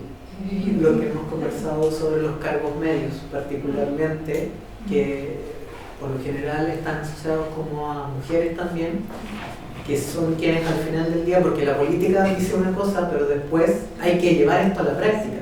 Y en esa frontera, que son cargos medios universitarios, son los que se relacionan con los estudiantes, los profesores, hay un Las coordinaciones de cursos de grado, por ejemplo, que tienen que implementar los protocolos de género de violencia con los estudiantes y las estudiantes, pero las universidades no dotan de ningún recurso para que esa gente lleve esto a cabo y quedan estas personas teniendo que hacer de psicólogo, de trabajador social y de abogado sin ninguna formación, sin ninguna preparación, porque la ley dice que hay que tener esta atención multidisciplinaria, pero no hay una dotación de personal. Entonces, las coordinadoras normalmente son mujeres, son cargos semitécnicos, entonces hay un agotamiento de este personal y eso sale también en las entrevistas muy claramente. Pero parece que sí, yo también quisiera relevar un aspecto que ustedes mencionaron en las conclusiones, que está buenísima la presentación, las resistencias institucionales, ¿ya? Porque aquí ha salido varias veces la palabra sospechoso, ¿no? Y claro, y tú te vas ahí a ver el funcionario, la funcionaria o incluso el académico, la académica que debe estar implementando y encuentra que todo esto es una soberana tontera, ¿ya? Pero tal vez nosotros no siempre lo escuchamos, porque uno siempre muchas veces se rodea y conversa con personas que tienen más o menos las mismas posiciones de uno, entonces para uno es obvio que tiene que ver equidad de género, para uno es obvio que hay ciertos sesgos y que limitan el desarrollo de las investigadoras, pero si tú vas un poquito más allá y conversas con las personas que trabajan en la institución de educación superior y se sinceran, pero es una tontera, ¿por qué tenemos que decir todas? Si yo siempre entendí que todo era para mujeres y hombres, y no solamente esa minucia, sino que también promover la equidad de género, o sea, realmente muchas veces piensan que se está favoreciendo a las mujeres, ¿ya? Y eso es una opinión que no es políticamente correcta y que no la dicen, pero existe, ¿ya? Y existe en grandes segmentos de la población. Y eso está permeado también por categorías que también mencionaron ustedes, de raza, de clase, de género, ¿ya? Y sobre todo generacional, ¿ya? Sí. Vayan a ver ustedes las opiniones, no solamente de los hombres, sino que también de las mujeres que trabajan al interior de la universidad. Pero también yo me he encontrado el caso de investigadores e investigadoras jóvenes que tampoco saben lo que es la famosa perspectiva de género, según dicen, y que encuentran que si al final, si yo tengo no hijos, es un problema mío, no tiene nada que ver con las barreras que existen para que las investigadoras se desarrollen, ¿ya? Eso lo he escuchado, y ahí está lo que no se sabe, ¿no? La cantidad de documentos, las políticas que hay que implementar, eso va siguiendo por un carril. ¿Ya? Esa es la realidad paralela de la que habla Menara, porque el otro también existe. Entonces, ojo, eso hay que verlo, hay que estudiarlo y hay que ver cómo llegamos ahí. Sí, yo solo quería agregar que eso que tú hiciste en la presentación es saber con respecto como al problema de la convivencia interna también, y como vincular lo que dices tú, Menara, como dar por hecho de que todos tenemos que estar de acuerdo con la implementación de estas políticas y que a todos nos hace sentido y realmente no es así en términos no solamente de diferencias generacionales, sino también hombres y mujeres, o sea, uno lo ve bien transversal, y también cómo asumirlo, así como, pero o sea, bien, en 5 años ya tenemos todas estas políticas que nadie se lea, no son documentos no leídos, eso es lo más loco, pues son todos leídos, subrayados, con comentarios, pero no son leídos, pero también asumir que esta rapidez como que nos va a llegar a todos de la misma forma, no, tampoco, o sea, creo que también es como reproducir una lógica de la universidad como también nuevamente exitista, como que todos tenemos que estar en el mismo carril. Es muy antipluralista, me parece muy antipluralista, me parece muy como comprensivo con que somos una comunidad y las comunidades hay diferencias, no estamos de acuerdo, y obviamente si uno tenemos un deseo de hacer, como dice el doctor Juan, justicia, ¿no? Hay que plantearlo como un tema de justicia. Bueno, eso hay que conversar en la comunidad y eso tiene que hacerse carne. Si son personas las que aplican esta cuestión, entonces yo creo que también había muy acelerado un momento que yo lo celebro infinito, pero también creo que como que a veces nos olvidamos de que somos comunidades plurales. Y si no atendemos eso, el conflicto por general donde yo he trabajado aumenta. Y no, pues tú con estos colegas de trabajar también, y van a formar a otros estudiantes. Entonces ahí hay algo como complejo que tiene que ver con tener un proyecto político, sí, pero también entender que vivimos en comunidades plurales, diferentes, diversas, y que no estamos todos de acuerdo. Y que las relaciones de poderes patriarcales no son entre hombres y mujeres solamente, sino que son entre mujeres, etc. Después de esa cosa de que hay ni un 8% de mujeres en cargos de autoridad de la universidad, con lo cual quienes están a cargo de implementar todas esas políticas son hombres, que no las leen y las firman porque hay que firmar para acreditar la universidad nomás. Entonces también genera problemas, ¿no? Es decir, que mientras no tengamos personas con perspectiva de género en cargos de autoridad, es muy difícil hacer carne estas cosas, ¿no? Porque es una cáscara vacía, una cáscara de naranja.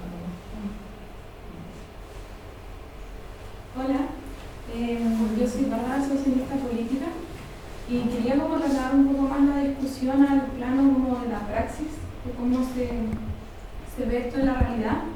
En las universidades, en mi universidad en el 2018, si no me equivoco, fue la toma feminista y hubo una expulsión. Se expulsaron, si no me equivoco, entre 7 a 9 estudiantes por esta toma, que al final después la universidad, como 5 años después, se me fue la palabra, pero como que se arrepintió de esta situación, como ya si nos equivocamos, pero ellas ya habían perdido todos estos años, etc. Y bueno, a partir de esta toma igualmente, y también de lo que presentaban aquí las compañeras,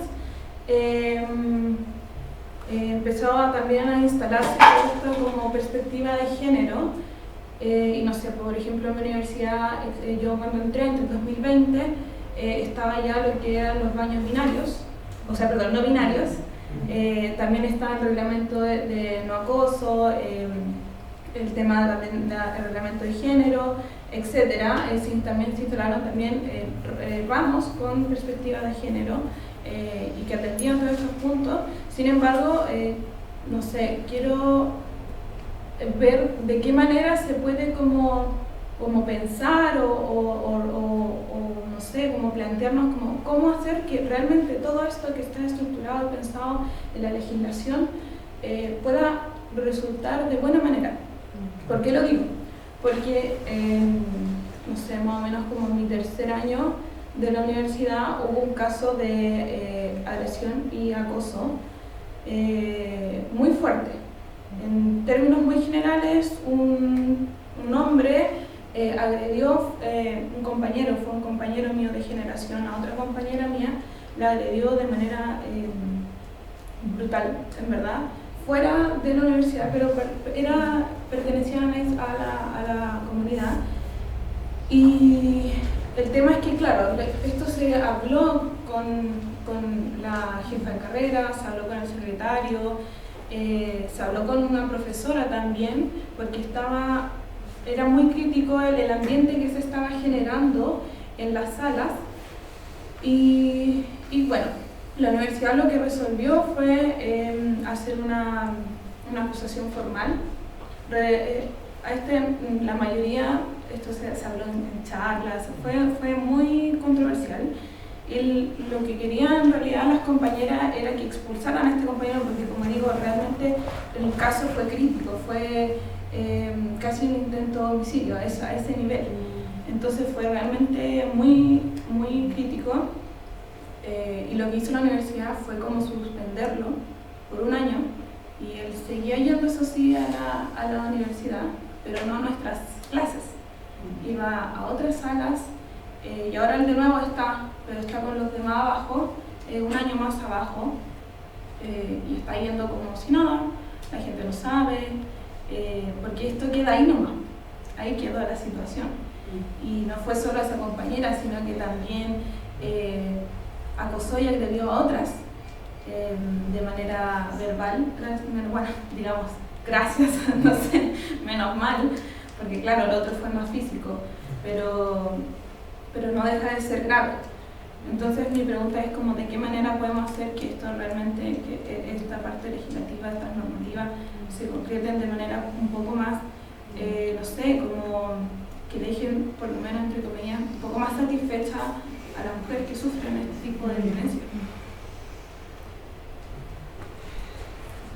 Qué compleja la pregunta. Yo creo que todos estamos así pensando. Yo creo que hay desafíos múltiples ahí, ¿no? Porque por lo general la justicia chilena tiene un grado importante de androcentrismo y de machismo en la cosmovisión de las cosas. No es que ha habido una transformación en cómo la justicia chilena encara todos esos casos, ¿no? Las leyes de violencia de género acá se vienen reformando, pero son leyes que todavía tienen definiciones incompletas, como discutíamos ayer, como Ana trajo en el caso español también. Entonces, por ejemplo, cuando una universidad toma esta medida con un estudiante, si fue un caso de un intento de homicidio, es un caso penal, ¿no? Que debería estar tratado por la justicia de una manera, como un crimen, como un delito, ¿no? De una esfera muchísimo superior a la esfera que la universidad debe intervenir. Entonces, uno se pregunta, ¿qué está pasando con la justicia que no se da cuenta de que se trata de un homicidio, un intento de homicidio calificado o no calificado, ¿no? ¿Y qué pasa con la justicia que no interviene para decir a la universidad medida de restricción absoluta? Esta persona debe tener una medida de restricción y no puede estar a menos de no sé cuántos metros o kilómetros de las personas a las que agredió. Entonces acá uno se encuentra en realidad con fallos estructurales que no atañen solo a la universidad, sino que al sistema jurídico, porque de estar funcionando la normativa jurídica más amplia del país, este estudiante tendría una medida de restricción, no podría estar en la universidad. Esta es una cosa. La otra cosa es la mentalidad de las autoridades, ¿no?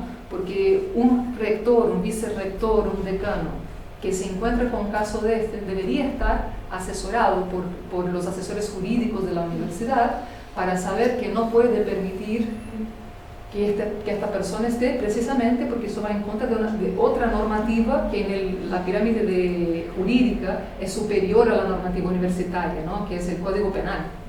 Entonces, son todos procesos androcéntricos que van nublando, ¿no? Borrando la claridad jurídica de los casos y que tienen que ver con la falta de conciencia de las autoridades sobre las leyes de protección de la violencia en general, ¿no? Y sobre el funcionamiento. Y ahí yo creo que es la cosmovisión androcéntrica de las autoridades, porque realmente si eres un vicerrector, un decano, tienes la responsabilidad de evitar los problemas jurídicos graves que puedes tener que responder como institución al no poner en vigor, poner en efecto una normativa del Código Penal, es así de grave, ¿no? Entonces ahí yo creo que en este caso hay que levantar la mano a los defensores de los estudiantes, si hay un organismo de defensa de los estudiantes, y hay que asesorarse como abogados y abogadas en este caso.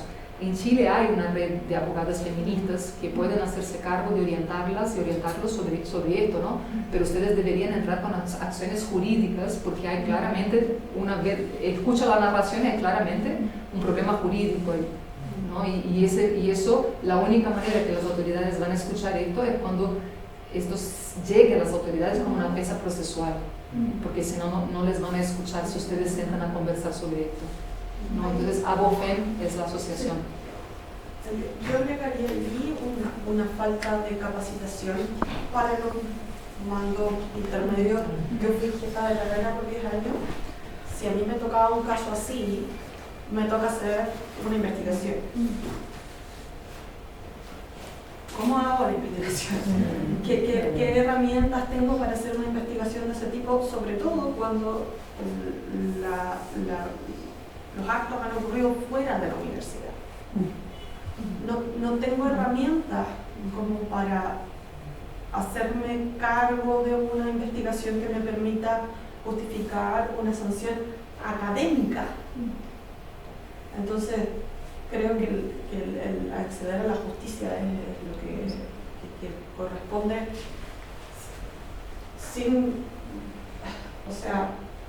ahí yo creo que de nuevo, esas son partes de cómo aterrizamos, ¿no? En todas estas políticas, porque así como jefa de carrera me pongo en ese lugar y no tengo muy claro qué tengo que hacer. Diana. Sí, yo claro, no sé lo que se tiene que hacer en Chile, evidentemente, pero sí, bueno, un poco encontraba algunas similitudes con cuestiones que también nos están pasando en España, ¿no? Yo vengo de la Universidad de Granada.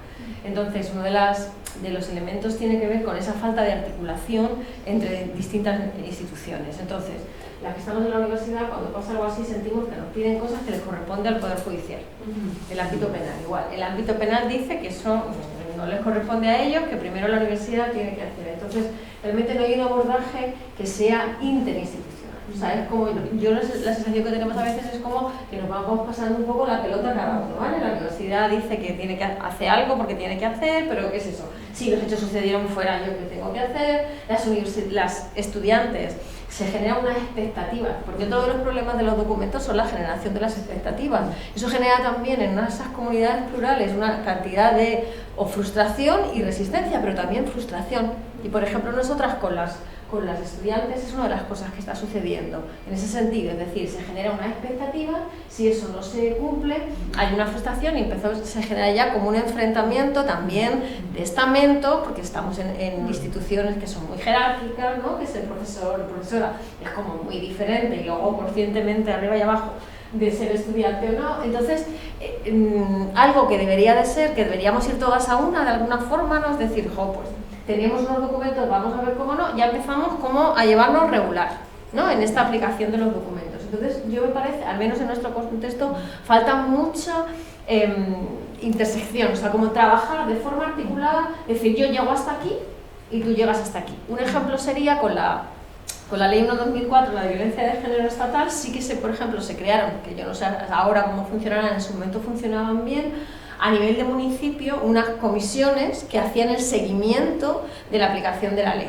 Y ahí estaban, por ejemplo, donde yo estaba trabajando antes de entrar en la universidad, los centros de acogida, ¿no? Los refugios, no sé si se llaman acá, refugios. Estaban todas las fuerzas de seguridad del Estado, policía y X varios, que tenemos variados tipos de policía, porque vamos a quedarnos solo en uno. Estaban también los servicios de salud, estaban servicios sociales.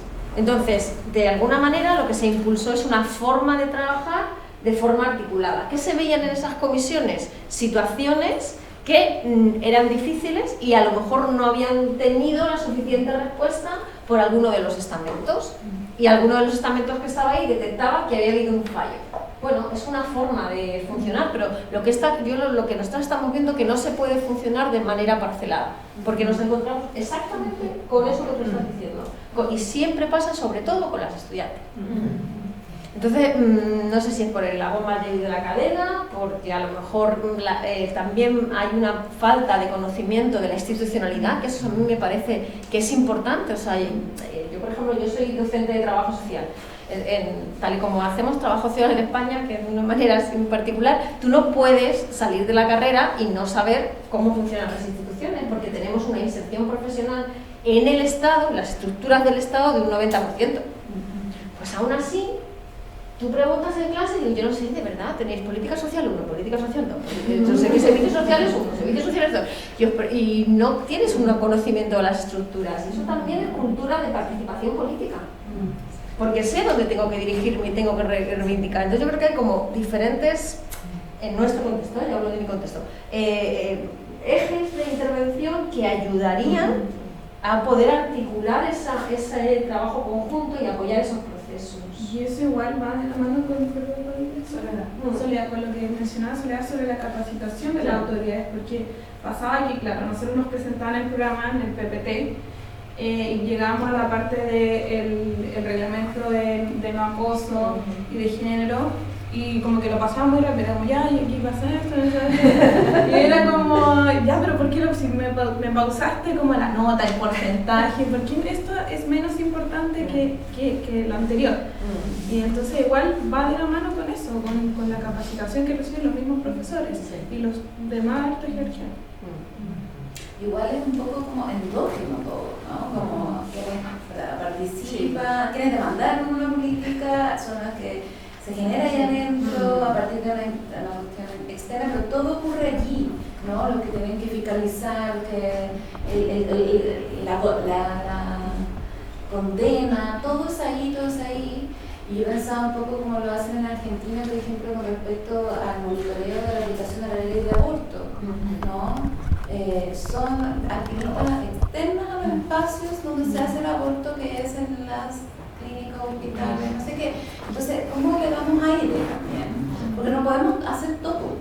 No podemos ser quienes sufrimos la víctima y a la vez como pedimos justicia. Nuestras colegas que en otro momento pueden ser víctimas son las que tienen que hacer la investigación, después tienen que condenar, y después hay que reparar y todo allí. Entonces, como que en ese sentido hay que pensar como formas que otros personajes asuman no solamente cuestionar el sistema penal, sino que formas de monitoreo de también personas que a lo mejor, no sé, a mí me toca ir a tu universidad, por ejemplo, ¿cachai? Como hacer cuestiones cruzadas, porque si no es demasiado endógeno, se genera un ambiente laboral asqueroso, entonces es agotador. Y otro aspecto importante también es que, claro, la política menciona que tiene que haber mecanismos de sanción, pero muchas veces estos mecanismos de sanción no son proporcionales a los hechos. Entonces, claro, se sanciona al académico, académica, alumno, qué sé yo, y claro, y la estudiante queda sumamente disconforme y se aplicó la ley, y entonces lo que se ha generado, como dice acá la colega de España, que se han generado unas expectativas sumamente altas, pero no es acorde a lo que está pasando, porque las sanciones, ¿quién diseñó esas sanciones? Entonces también habría que relevar eso. Y otra cosa re importante, nosotros en mi universidad, yo trabajo en la Santo Tomás, hace un año estamos implementando obviamente esta ley, y nos tocó viajar a los distintos comités de género, ¿ya? Y ahí está toda la información súper fresquita, súper rica. Ahí sale, por ejemplo, esta sobrecarga que tienen muchas veces académicos y académicas, que tienen que ser fiscal, que tienen que averiguar, que tienen que sancionar, que tienen que hacer seguimiento, y no va aparejado con una capacitación, y tampoco va aparejado con aumento de recursos, un aumento de recursos que implicaría la contratación de otros profesionales, o para que se contrate un profesional experto en esta materia, abogados, abogadas, con perspectiva de género. Claro, tienes que tener recursos, pero puede que tampoco necesariamente lo encuentre, sobre todo si estás en regiones, ¿ya? Entonces esos son problemas bien importantes. O sea, esta ley también debería ir aparejada de recursos. Ay, Carolina quería ir. Sí, también me preguntaba los efectos que esto tiene en la población masculina en las universidades, ¿no? Porque tengo la impresión, esto es pura impresión, pero de conversar con colegas hombres, hay una mayor conciencia, pero por lo menos una sensación de que no pueden meter las patas tan fácil, ¿no? Y hablo de los profes, hombres.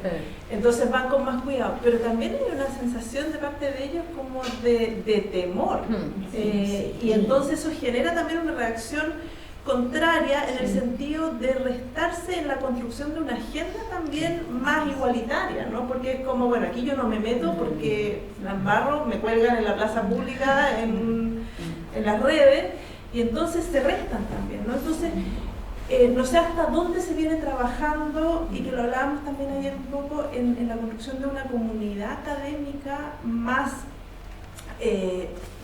digamos, donde los cuidados, donde todos seamos parte de esa construcción de los cuidados, ¿no?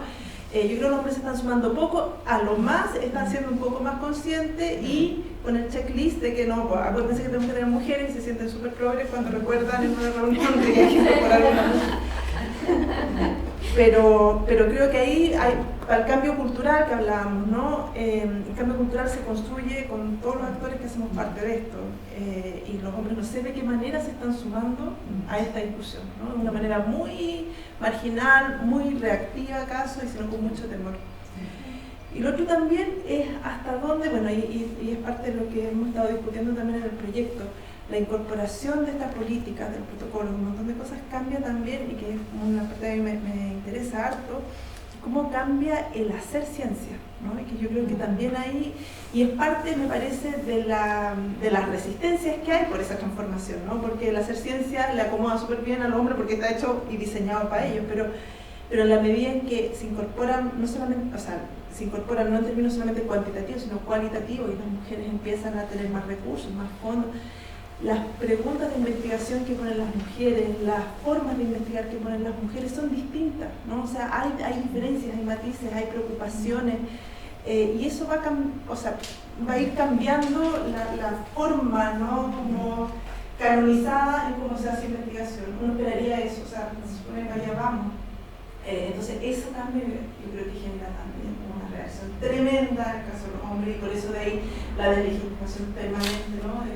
De esta otra forma, y los estudios de género entonces encapsulados. Entonces yo creo que también es una pelea como larga, más como en el corazón de la forma de hacer ciencia, ¿no? Hay guiones que muy rápido, porque Carolina dijo casi todo lo que estaba pensando con relación a esos hombres que no están colaborando, ¿no?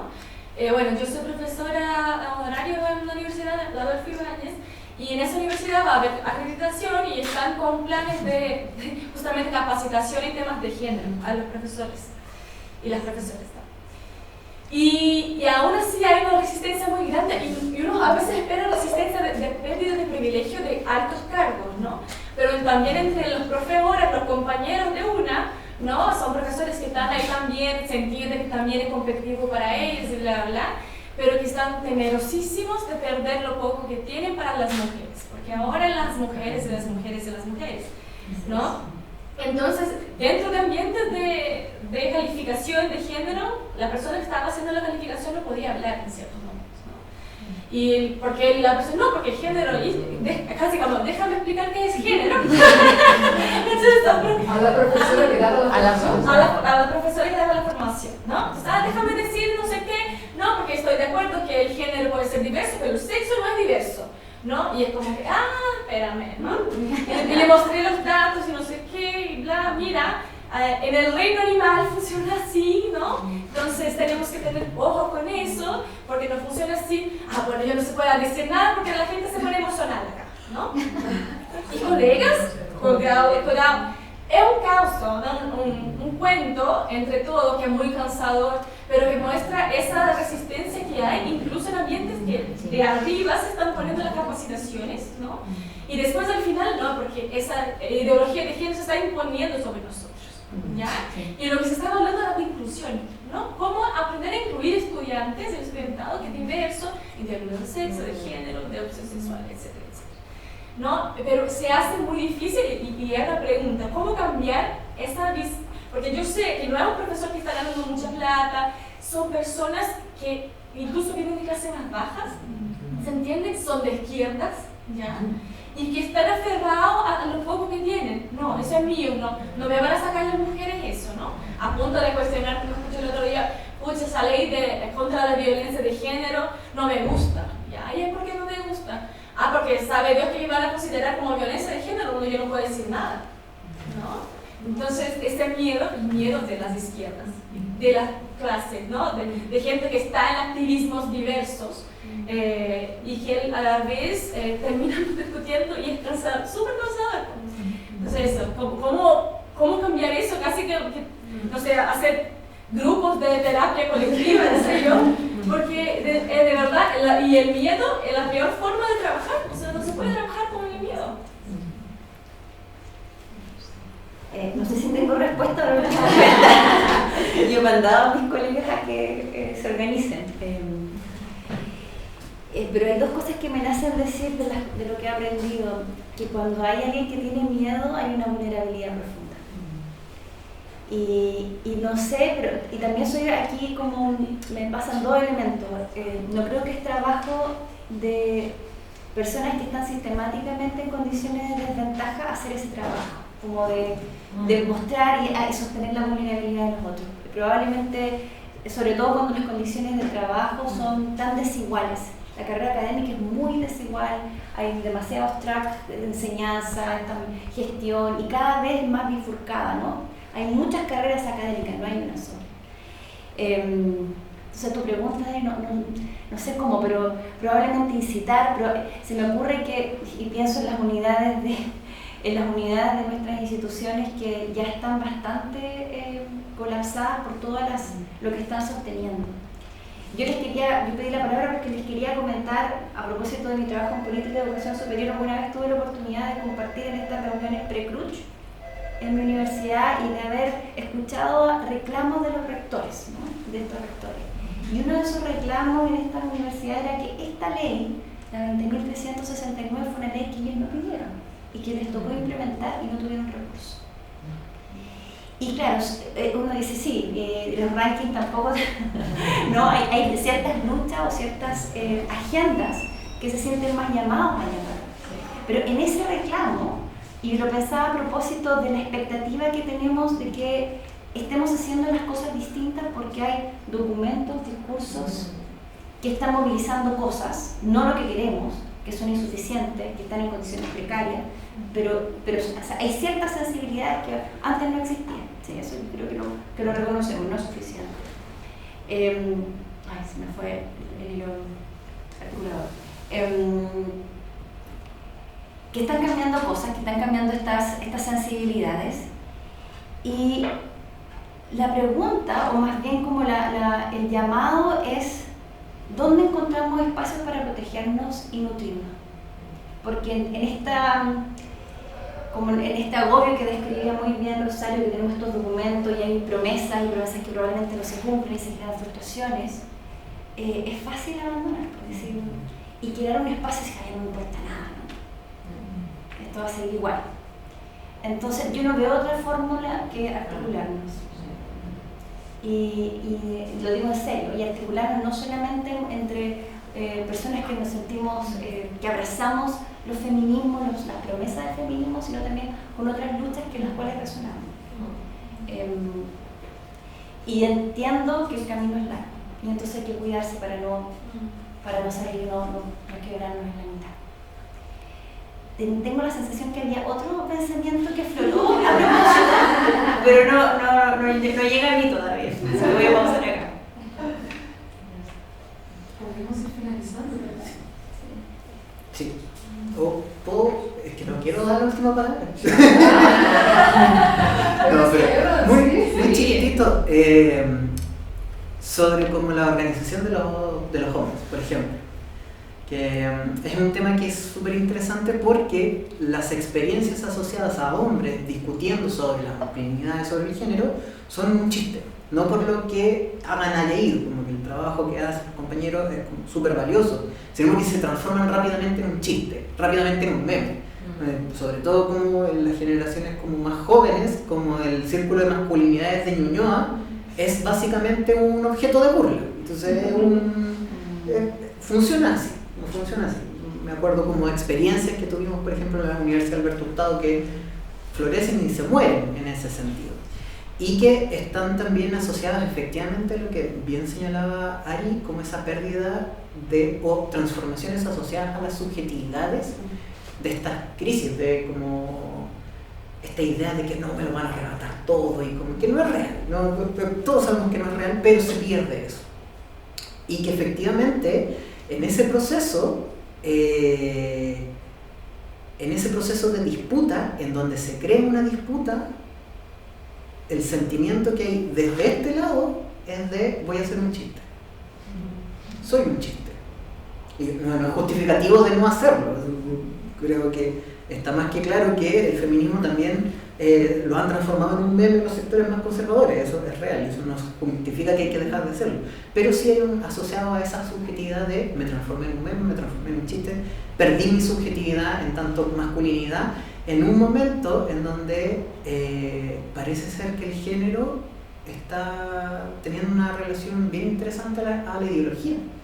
Como no sé si han visto esas gráficas en donde como las mujeres empiezan como una ideología de izquierda y los hombres una ideología de derecha. Que pasó aquí en las últimas elecciones y en Argentina también. Esas transformaciones asociadas a un conflicto en el cual, como todo buen conflicto, la gente va a tomar posiciones, a uno cuando le toca, parece que se transforma en un chiste. Y eso igual es interesante, porque te tira para atrás. Y da vergüenza. Y en un medio académico, como bien dijo Gurría hace un montón de décadas, en el cual la legitimidad del discurso es parte de tu capital social, cultural y económico. Es decir, tu reconocimiento comunitario como alguien serio, alguien que dice cosas importantes, es fundamental para mantenerte en la academia, ¿no? Para ser un autor, para ser leído. Entonces, la ridicularización es la destrucción de tu capital económico, social y político como académico también. Y sobre todo para los más jóvenes, como Esteban, que pueden tener esta idea de, no, yo no quiero reproducir masculinidades tóxicas en la academia, es muy amenazante porque amenaza tu inserción profesional, ¿no? Entonces, es decir, ahí tenemos las viejas generaciones imponiendo también por el miedo ciertas formas de ser hombre en la academia, porque si las nuevas generaciones vienen con otras masculinidades, nos insertan, ¿no? Y eso yo creo que es algo que también tenemos que discutir. Dolors Comas, que es una antropóloga catalana muy querida, que trabaja con cuidados y a quien tuvimos el honor de tener en Chile gracias a un proyecto que dirigí en Viña, que vino el año pasado, en una conferencia sobre qué hacemos con el cuidado de las personas mayores, decía: las mujeres no conseguimos solas, necesitamos que ustedes, hombres, entren con nosotras en esto porque solas nos damos abasto. Y yo creo que hay que hacer eso en la academia también. Es decir, nosotras les necesitamos, no es que estamos peleando en contra de ustedes, necesitamos que ustedes entren con nosotras en esto, porque no se trata solo de nuestros derechos, se trata del neoliberalismo en la academia, y ustedes también están perdiendo mucho con esto. Entonces, quizás por ahí hace falta como un discurso de otro orden, ¿no? Y eso es muy difícil de plantearlo en el feminismo, por ejemplo, ¿no? Es decir, es muy contradictorio y muy controversial en el feminismo. Así que también tenemos que ensanchar las maneras de dialogar desde el feminismo, porque a veces somos muy restrictivas y muy dicotomistas y bipolarizantes, ¿no? Y esa polarización es lo contrario de la agenda feminista, porque si hay algo que hemos entendido en antropología es que la perspectiva dicotómica y bipolar es la reproducción del androcentrismo epistemológico, ¿no? Y de cierta manera lo hacemos en la academia cuando militamos por no incluir los hombres, es decir, les necesitamos, vengan por favor, porque solo no podemos poner esto. ¿Estamos entonces? Sí, gracias a la gente.